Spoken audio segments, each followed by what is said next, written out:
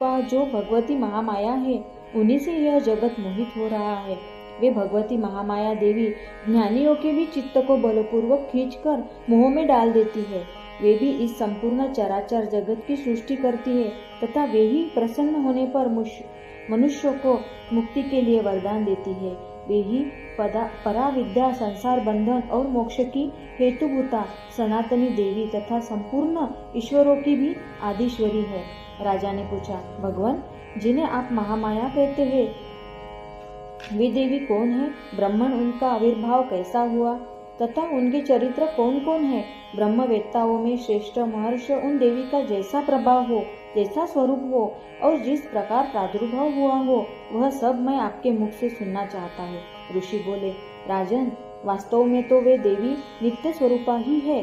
संपूर्ण जगत उन्हीं का रूप है तथा उन्होंने समस्त विश्व को व्याप्त कर रखा है। तथापि उनका प्राकट्य अनेक प्रकार से होता है, वह मुझसे सुनो।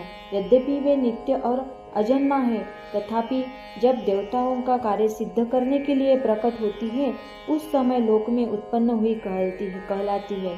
कल्प के अंत में जब संपूर्ण जगत एकार्ण वर्व में निमग्न हो रहा था और सबके प्रभु भगवान विष्णु शेषनाग की शैया बिछाकर योग निद्रा का आश्रय से ले सो रहे थे, उस समय उनके कानों में मैल से दो भयंकर असुर उत्पन्न हुए, जो मधु और कैटभ के नाम से विख्यात है।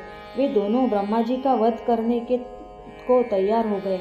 भगवान विष्णु के नाभि कमल से विराजमान प्रजापति ब्रह्मा जी ने जब उन दोनों भयानक असुरों को अपने पास आया और भगवान को सोया हुआ देखा, तब एकाग्र चित्त होकर उन्होंने भगवान विष्णु को जगाने के लिए उनके नेत्रों में निवास करने वाली योग निद्रा का स्तवन आरंभ किया, जो इस विश्व की आदिश्वरी, जगत को धारण करने वाली, संसार का पालन और संहार करने वाली तथा तेज स्वरूप भगवान विष्णु की अनुपम शक्ति है।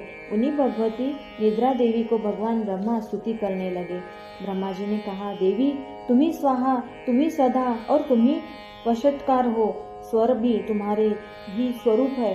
तुम्ही जीवनदायिनी सुधा हो। नित्य अक्षर प्रणव में अकार, उकार, मकार, इन तीन मात्राओं के रूप में तुम्ही स्थित हो तथा इन तीन मात्राओं के अतिरिक्त जो बिंदु रूपा नित्य अर्ध मात्रा है, जिसका विशेष रूप से उच्चारण नहीं किया जा सकता, वह भी तुम्ही हो।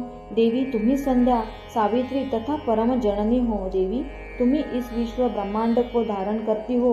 तुमसे ही इस जगत की सृष्टि होती है, तुम्ही से इसका पालन होता है और सदा तुम्ही कल्प के अंत में सबको अपना ग्रास बना लेती हो। जगन्मयी देवी, इस जगत की उत्पत्ति के समय तुम सृष्टि रूप